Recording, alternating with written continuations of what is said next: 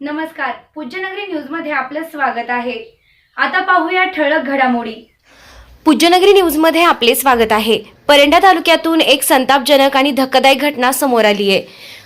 तुला इथे शेती करू देणार नाही, परंड्यात दलित शेतकऱ्याच्या शेतात तोडफोड, 45,000चं नुकसान, जातीय द्वेषातून बोरमध्ये दगड टाकले, बावची येथील थिटे यांच्यावर अॅट्रॉसिटी खाली गुन्हा दाखल। महालक्ष्मी कन्स्ट्रक्शन विना रॅम्प 50 फूट विहीर व शेततळ्याचे खोदकाम योग्य दरात करून मिळेल। पत्ता वडनेर, तालुका परंडा, संपर्क 9075 42 66 42। आता बातमी विस्ताराने। जातीय द्वेषातून एका दलित शेतकऱ्याला लक्ष्य करून त्याच्या शेतातील पाईपलाईन, बोरवेल तसेच सिंचन साहित्याची तोडफोड केल्याची धक्कादायक घटना परंडा तालुक्यात घडली आहे। इतकेच नव्हे तर तुला इथे शेती करू देणार नाही असं म्हणत जातीवाचक शिवीगाळ आणि धमक्या दिल्याच्या घटना समोर आल्या आहे। या प्रकरणी बावची येथील रामचंद्र विक्रम थिटे यांच्या विरोधात परंडा पोलीस ठाण्यात गुरुवार दिनांक 26 मार्च रोजी दलित अत्याचार प्रतिबंधक कायद्यानुसार अॅट्रॉसिटी खाली गुन्हा दाखल करण्यात आला आहे। मिळालेल्या माहितीनुसार उमेश भास्कर सोनवणे यांनी परंडा पोलीस ठाण्यात तक्रार दाखल केली आहे।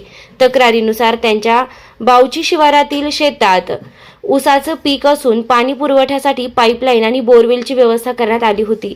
शेजारी शेतकरी रामचंद्र थिटे यांनी सोनवणे यांच्या शेतातील पाईपलाईनचे अनेक वेळा तोडफोड करून नुकसान केले आहे।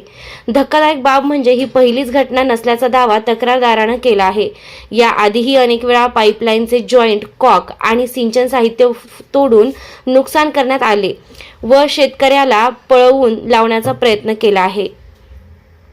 26 मार्च रोजी शेतात शेतकरी सोनवणे गेल्यानंतर बोरमधून पाणी येत नसल्यानं पाहणी केली असता बोरचे पाईप, वायर आणि दोरी तोडलेली तसेच बोरच्या पाईपमध्ये दगड आणि माती टाकून पाणी पुरवठा बंद केल्याचं दिसून आलं।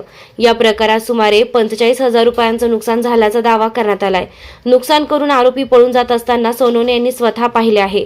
या नुकसानीबाबत आरोपीकडे विचारणा केली असता माझ्या शेताशेजारी शेत घेण्याची तुझी लायकी नाही, तुला इथे शेती करू देणार नाही असं म्हणत जातीवाचक अपमान आणि धमक्या दिल्याचा आरोप तक्रारीत करण्यात आला आहे। तसेच इथे 18 पगड जाती जमा झाल्या आहेत, त्यांना इथून हाकलून लावणार असं संतापजनक वक्तव्य केल्याचाही दावा तक्रारदारानं केला आहे।